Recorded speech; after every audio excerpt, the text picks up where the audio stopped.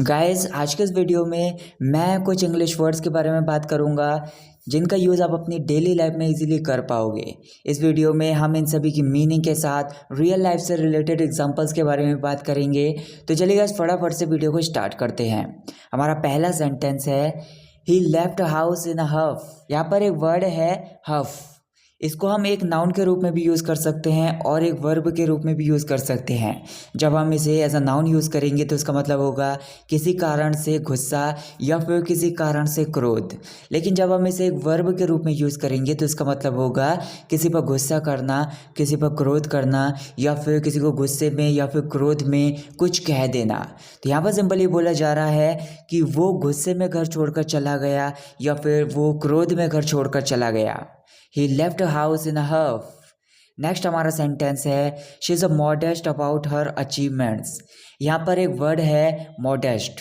इसको हम एक एडजेक्टिव के रूप में यूज़ कर सकते हैं, मतलब किसी पर्सन के लिए यूज़ कर सकते हैं। एक ऐसा पर्सन है जो अपनी योग्यताओं को या फिर अपनी सफलताओं को या फिर जो भी उसकी अचीवमेंट्स हैं उनके बारे में ज़्यादा बातें नहीं करता है, या फिर अपने मुंह से उनके बारे में ज़्यादा बातें नहीं करता है, या फिर अपने मुंह मियाँ मिट्ठू नहीं बनता है। तो ऐसे पर्सन के लिए बोल सकते हैं कि वो एक मॉडेस्ट है। तो यहाँ पर ये बोला जा रहा है कि वो अपनी उपलब्धियों के बारे में ज़्यादा बातें नहीं करती है, या फिर वो अपनी उपलब्धियों के बारे में या फिर अपनी सफलताओं के बारे में अपने मुंह से खुद ही बखान नहीं करती है। She is a modest about her achievements. हमारा अगला सेंटेंस है he is an easy going and handles the things easily. यहाँ पर ईजी गोइंग सिंपली एक एडजेक्टिव है। जैसे कोई पर्सन है वो आसानी से चिंतित बिल्कुल भी नहीं होता है या फिर तनाव मुक्त रहता है, मतलब उसे किसी भी चीज़ की टेंशन नहीं रहती है। तो ऐसे पर्सन के लिए बोल सकते हैं कि वो एक इजी गोइंग पर्सन है। एक वर्ड है यहाँ पर हैंडल। इसको हम एक वर्ब के रूप में यूज़ कर सकते हैं। इसका मतलब होता है किसी चीज़ को संभालना या फिर किसी चीज़ को निभाना या फिर किसी चीज़ को अपने हाथ में लेना। तो यहाँ पर ये बोला जा रहा है कि वो आसानी से चिंतित नहीं होता है और चीज़ों को बहुत आसानी से संभालता है। He is an easy going and handles the things easily.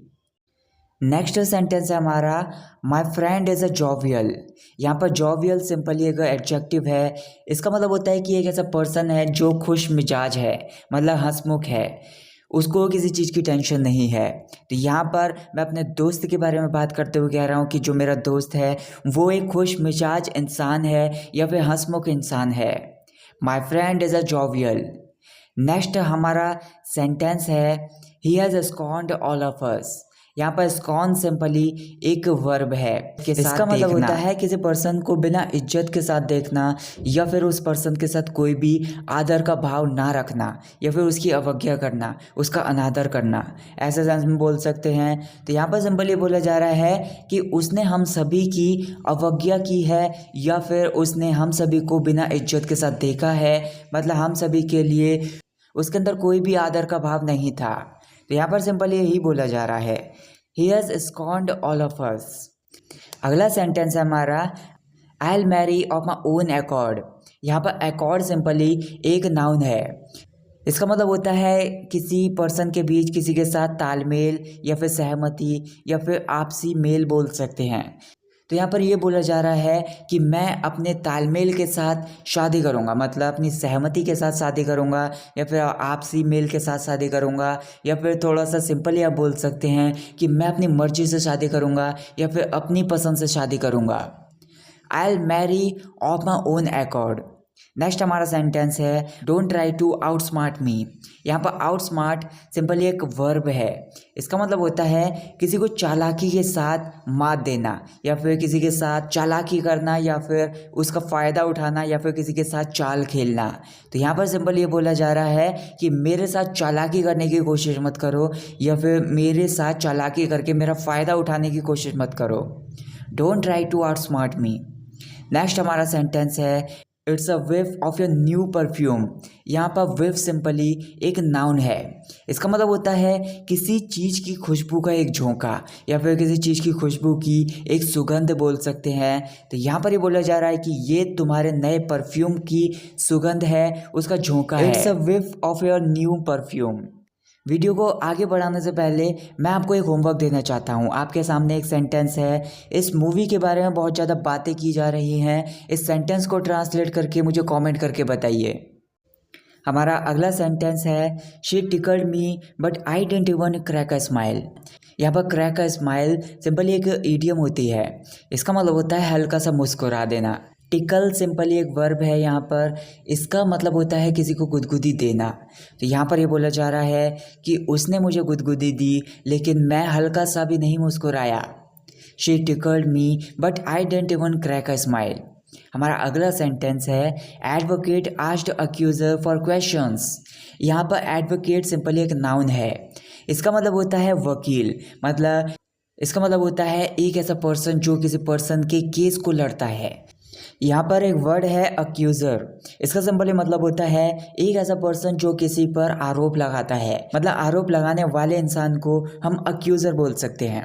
तो यहाँ पर ये बोला जा रहा है कि जो वकील था उसने आरोप लगाने वाले इंसान से क्वेश्चंस पूछे। Advocate asked accuser for questions. हमारा अगला सेंटेंस है, if you have any doubt tell me, I will always try to get through that to you.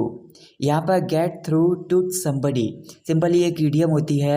इसका मतलब होता है कि किसी को कुछ समझाने की कोशिश करना। तो यहाँ पर सिंपली मैं ये पूछ रहा हूँ कि अगर आपको कोई भी डाउट है या फिर अगर आपको कोई भी शक है तो मुझे बताओ, मैं हमेशा आपको उस चीज़ को समझाने की पूरी कोशिश करूँगा।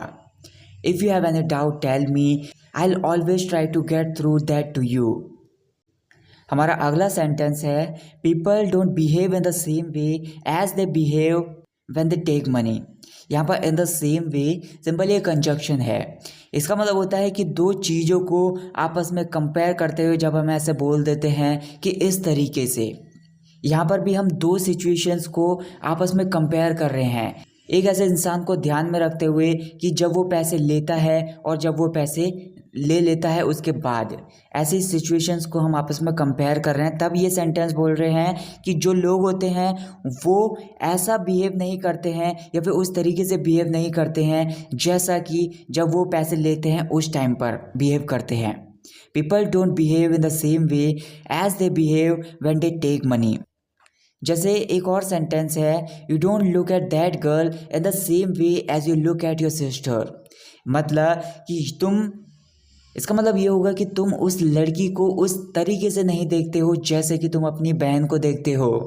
You don't look at that girl in the same way as you look at your sister.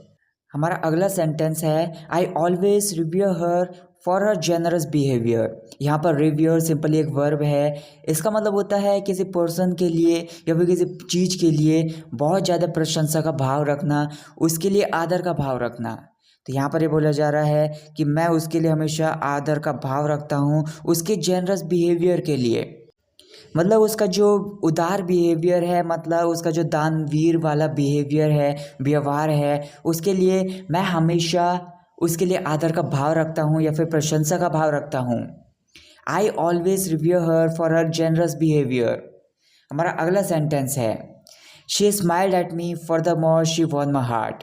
यहाँ पर फॉर द मोर सिंपली एक कंजक्शन है। इसका मतलब होता है साथ ही साथ या फिर इसके अलावा। तो यहाँ पर सिंपल इसका मतलब ये होगा कि वो मुझे देखकर मुस्कुराई या फिर उसने मुझे देखकर मुस्कुराया और साथ ही साथ उसने मेरा दिल भी जीत लिया और इसके अलावा मेरा दिल भी जीत लिया, ऐसे भी बोल सकते हैं। She smiled at me for the more she won my heart. हमारा अगला सेंटेंस है, you need to speak in English for the purpose of getting fluency. यहाँ पर for the purpose of simply एक कंजक्शन है। इसका मतलब होता है, इसको हम इस सेंस में बोल सकते हैं जब हम एक बात पर जोर देते हैं या फिर किसी एक चीज़ पर हम जोर देते हैं कि इसके उद्देश्य से या फिर इसके इरादे से। तो यहाँ पर ये बोला जा रहा है कि तुम्हें अंग्रेजी में बात करने की ज़रूरत है for the purpose of getting fluency, मतलब फ्लुएंसी को पाने के इरादे से या फिर फ्लुएंसी को पाने के उद्देश्य से। You need to speak in English for the purpose of getting fluency.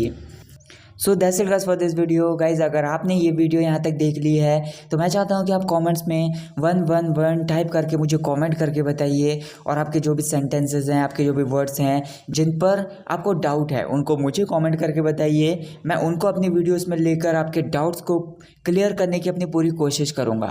So thank you so much for watching this video. I will catch you in the next video. Take care.